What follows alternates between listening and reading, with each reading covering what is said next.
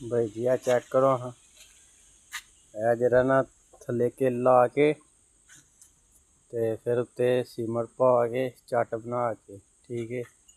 उत्ते एक कट ला के फिर सीमट बना के, सीमट ला के जी जाली थल्लों मजबूत हो गई है। साइडां ते फिर जरा ना शीशे की बोतल नहीं होंदी, ओहदे ढक्कन लैके ना उन्हें किल जरे ना ठोके ने।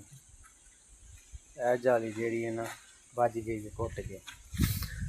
तो ये दूजी जाली है बरीक, छोटे छोटे डबियां वाली मोटी, इनू कुत्ता या बिल्ली नहीं पाड़ सकती। औखा काम है भारन वाला। वो बिच खरगोश फिरदे जे जेह्ड़ा कि भाशा जी इधर नूं गुजरे।